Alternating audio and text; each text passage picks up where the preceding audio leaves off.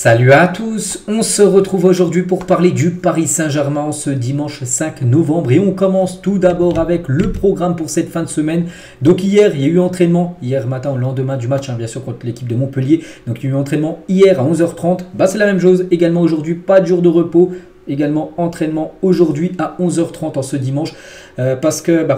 Pourquoi? Parce qu'il y a un match à préparer, le match après-demain contre l'AC Milan. Donc le programme, donc le match contre Montpellier a été joué. Donc là on est le 5, donc après-demain le 7, match à Milan. À San Siro bien sûr, un match de Ligue des Champions et ensuite ça sera un déplacement du côté de Reims le week-end prochain, puis après ça sera la trêve avec la réception de Monaco et Newcastle, ensuite au Parc des Princes, deux matchs, Monaco et Newcastle seront à domicile. Donc voilà concernant les prochains matchs et concernant ce match contre Milan, moi je pense à Donnarumma, son retour, parce qu'on sait que ça avait été compliqué quand il avait quitté l'équipe de Milan pour rejoindre le PSG gratuitement. Donc à 17 ans, Donnarumma, alors en pleine négociation avec Milan, recevait des faux billets sur la pelouse et se faisait appeler Donnarumma. Je pense qu'il est prêt mentalement parce que du côté de Milan, regardez par exemple le groupe de supporters, la Curva Sud, donc le groupe de supporters de Milan, ils ont mis un petit message, on l'a déjà montré il y a quelques jours, donc en gros on a du courrier pour toi en parlant, ils ont mentionné Donnarumma, donc en gros on pense qu'il va être beaucoup sifflé, bien sûr, peut-être insulté, parce qu'oubliez pas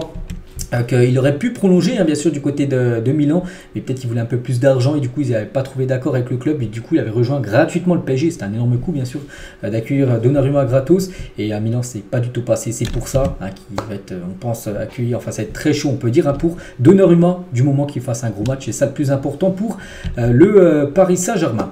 Toujours sur ce match contre l'AC Milan qui est prévu comme après-demain, dimanche et mardi. Donc Pierre Kalulu est forfait pendant 4 mois, il manquera donc le match retour Milan-PSG mardi prochain, après-demain.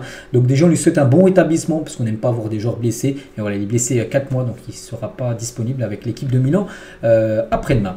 On va parler, on reste toujours en Italie, on va parler d'un joueur du PSG prêté du côté de l'AS Roma. C'est Renato Sanchez et des nouvelles de Renato, vu qu'il appartient au PSG. Donc l'AS Roma ne lèvera pas l'option d'achat de Renato Sanchez du fait de ses blessures à répétition. Il n'a joué que 6,5% des matchs cette saison, c'est très peu. Donc cette option d'achat devenait obligatoire si le joueur disputait au moins 55% des matchs de la saison. Et là pour l'instant il a joué seulement 6% parce qu'il est trop souvent blessé. Et du coup l'option d'achat obligatoire de 11 millions d'euros s'il joue au moins plus de 55% ne sera certainement pas levé, ce qui veut dire qu'il reviendra certainement à Paris. Problème les gars, c'est pas qu'il est mauvais, c'est qu'il est trop blessé Renato et c'est compliqué. On comprend l'AS Roma qui ne veulent pas l'acheter alors qu'il est tout le temps blessé.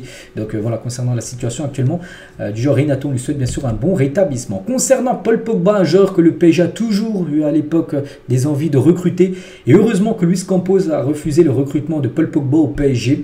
Entre les blessures et l'affaire de dopage, sa fin de carrière est vraiment catastrophique. C'est vrai que là le PSG a flairé le bon coup quand même de ne pas faire venir Paul Pogba, parce que je me souviens il y a 2 ans, 3 ans, il y avait des grosses rumeurs concernant Pogba au PSG. Quand on voit déjà toutes les blessures qu'il a eues, ça c'est malheureux bien sûr pour lui, mais aussi l'affaire du dopage. Imaginez, là il aurait été au PSG, il y aurait eu ce truc de dopage, il n'aurait pas joué pendant 2 ans, c'est peut-être 2 ans donc le PSG aurait continué à payer son salaire, tout ça, ça aurait été bien sûr un fiasco, un flop total. Donc là le PSG a bien fait, on peut dire, de ne pas recruter Paul Pogba. Le PSG aussi avec Neymar, les gars, Neymar qui a été vendu quand même du côté de Hilal, et quand on sait qu'il est blessé comme les 10 prochains mois, il aurait pu être au PSG, est encore l'un des plus gros salaires du club, et le PSG aurait pu encore payer son énorme salaire alors qu'il aurait été blessé toute la saison. Bien sûr, on lui envoie un très bon rétablissement à Neymar, mais voilà, imaginez les gars, il aurait eu cette blessure à Paris, mais il aurait fait une année quasiment à l'infirmerie, et bien sûr le PSG aurait continué à payer son salaire, que là bien sûr le PSG n'a plus à payer le salaire de Neymar. Donc voilà, il y a des bons coups comme flairés par le PSG là ces derniers temps, comme Pogba ou comme le joueur Neymar. Et tiens, un joueur du PSG, donc un joueur un peu moins connu, donc il est prêté à Lorient, c'est Emen Khéri, et coup dur pour les jeunes parisiens, donc Emen Khéri. Donc à peine revenu de blessure, le milieu de terrain prêté à Lorient est de nouveau absent pour une entorse à la cheville droite, donc on lui envoie bien sûr beaucoup de force. On va parler d'un partenariat, donc le Paris Saint-Germain et la marque coréenne de boulangerie Paris Baguette du groupe SPC signent un partenariat global pour 2 saisons, unissent leurs forces pour promouvoir l'excellence et l'innovation dans la culture culinaire française. Bon voilà, Paris Baguette, voilà, c'est une marque coréenne tout simplement avec le PSG en partenariat, ce qui veut dire quand on pense à partenariat, c'est rentrée d'argent bien sûr dans les caisses du club. Donc c'est bien sûr bon à prendre. 2 titres de champion de France, plus de 100 matchs et d'autres à venir avec le PSG. Donc Danilo reçoit une carte, je ne sais pas si vous jouez à eSport FC Ultimate Team, une nouvelle carte FUT on peut dire, une carte de 86 et une carte Centurion avec les magnifiques notes on peut dire pour Danilo actuellement blessé, n'oubliez pas qu'il est blessé jusqu'à la fin de la trêve internationale. Jorge Mendes a promis un transfert au PSG à Bradley Barcola avant qu'il ne rejoigne son agence. Il a dit, parce que Bradley Barcola n'avait pas encore Jorge Mendes en tant qu'agent, mais Mendes lui a parlé, lui a dit si tu signes avec moi, je te transfère au Paris Saint-Germain cet été. Donc quand il a dit à ça à l'ancien joueur de Lyon, et Bradley Barcola n'a pas hésité, du coup il a signé avec Jorge Mendes en tant qu'agent, puis dans la foulée il a été transféré du côté du Paris Saint-Germain parce que Jorge Mendes il a des très bons rapports avec Luis Campos, Nasser, tout ça du côté de Paris. On va parler de Warren Zaïre-Emery pour être convoqué en bleu, c'est vrai que ça se confirme. Donc là aujourd'hui on est le 5, donc le 9 je crois que c'est jeudi prochain. La liste de Deschamps il devrait être dévoilée, donc c'est plus dans la liste de Henry, dans les esports, c'est plutôt de Deschamps. Dans la liste A il devrait être appelé. Warren Zaïre-Emery s'il joue, il devrait devenir le plus jeune joueur de l'histoire de l'équipe de France. La source parisienne, ils ont mis sur le dossier Mbappé au sein du club de la capitale. On continue de se montrer positif. Parallèlement, on assure en interne qu'importe le choix final du joueur, s'il reste, enfin s'il prolonge ou non, que l'accord financier trouvé en août entre l'attaquant et son président protège le club d'un départ libre sans compensation. Toujours avec Mbappé, parce qu'on sait qu'il peut rester, il peut aller au Real, mais aussi Liverpool, les gars, et pour signer Mbappé, Jürgen Klopp s'était déplacé en avion privé jusqu'à Nice au premier semestre 2017, alors que le jeune joueur évoluait encore à Monaco. Liverpool déjà sur Mbappé, quand Mbappé était encore à Monaco, avant que le PSG l'achète. L'attaquant y avait embarqué, puis l'appareil était resté volé au-dessus de la Côte d'Azur et de la Corse, juste le temps du rendez-vous, avant de revenir se poser sur le tarmac niçois. Bon, on peut voir que ça n'avait pas porté ses fruits pour l'équipe de Liverpool, vu qu'il n'avait pas signé à Liverpool, mais plutôt au Paris Saint-Germain. Mais Liverpool, toujours, bien sûr, ils ont toujours eu aussi ce rêve de signer Kylian Mbappé. Donc voilà, concernant Kylian. Et concernant vraiment où il va prendre son choix, je t'en avais parlé, je ne sais plus, c'était hier ou il y a 2 ou 3 jours, j'avais dit que les gars, vraiment où ça sera décidé pour Kylian, ça sera vraiment dans le premier trimestre 2024, janvier, février, mars, où là vraiment il va se décider Kylian, soit il prolonge pas, bon ce serait une catastrophe, c'est-à-dire qu'il quitterait le club libre. Et le mieux, même s'il veut quitter le club, c'est qu'il prolonge d'une année et qu'il soit vendu, je sais pas, 150 millions d'euros à Liverpool, au Real, peu importe, mais voilà que le PSG récupère une somme d'argent. N'oubliez pas que le PSG l'avait acheté 185 millions d'euros, imaginez, j'aurais acheté 185 et quitte le club libre, 6 ans après, ou même 7 ans après, ça sera un gros coup dur. Et surtout pour le fair play financier, ça serait moins 185 millions d'euros dans les caisses du club. Marco Verratti qui a lancé un joueur, il a dit est-ce que Mbappé va aller au Real Madrid.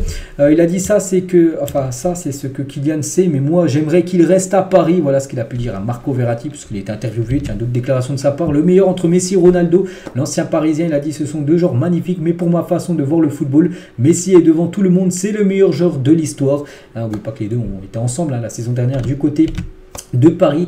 Et Verratti a également dit le meilleur milieu de terrain de l'histoire, Andrés Iniesta. C'est vrai que c'est beaucoup inspiré d'Iniesta qu'il a pu affronter à l'époque lors d'un Paris Saint-Germain FC Barcelone. Et toujours avec Verratti, en parlant du Barça, c'est le club qui se rapproche le plus de ma vision du football. Un petit rappel, il avait fait signer au Barça il y a quelques années Marco Verratti. Officiel le programme de la 14e journée de Ligue 1, donc le Paris Saint-Germain. Donc là on sait que ils ont joué contre Montpellier, mais les prochains matchs, par exemple un match le 3 décembre prochain, le match contre le Havre, et c'est prévu un dimanche à 13h, comme ça avait été le cas dimanche dernier où il y avait eu Brest PSG à 13h. Là ce sera pareil, l'horaire a été mis à 13h, c'est pas ouf, donc le Havre PSG 13h le 3 décembre, c'est officiel. Adil Rami qui parle du pitbull Lucas Hernandez, donc Adil Rami qui l'a côtoyé bien sûr du côté des Bleus. Lucas, donc le défenseur gauche du PSG, donc c'est le mec gentil, mignon qui se transforme sur un terrain, c'est un pitbull qui met des coups. Je me disais, wow, il n'a pas peur lui, c'est un bonhomme, j'aime trop ce mec. Voilà ce qu'a pu dire Adil Rami sur Lucas Hernandez. Lucas Hernandez, on sait qu'il a un peu cette grinta à chaque fois qu'il joue une rencontre de football. On va parler de Keylor Navas. On sait que Navas actuellement, il ne goal plus du côté du PSG, enfin il est bien du côté de Paris, bon il est blessé actuellement, mais c'est bien Donnarumma qui goal les matchs, et personne ne peut oublier les 2 premières saisons de Keylor Navas au PSG en match officiel, parce qu'il est arrivé en provenance du Real, il avait été énorme. En 2019-2020, 35 matchs joués, 26 buts concédés, 16 clean sheets, c'est énorme. L'année d'après, donc 45 matchs joués, 36 buts concédés, 16 clean sheets, soit un total sur sur 4 saisons parisiennes de 108 matchs joués, 87 buts concédés, 33 clean sheets. Un petit rappel les gars, ce gardien il avait été énorme lors de l'année où le PSG avait atteint la finale de la Ligue des Champions. C'est vrai que c'est dommage hein, parce que pour moi il est quasiment au même niveau que Donnarumma. Et bon après voilà, Luis Enrique a choisi plutôt Donnarumma à Keylor Navas, mais actuellement je pense qu'il pourrait être un titulaire bien sûr dans les cages parisiennes, Keylor Navas. Et on finit les gars cet épisode aujourd'hui avec la valeur marchande de Xavi Simons, il appartient au PSG.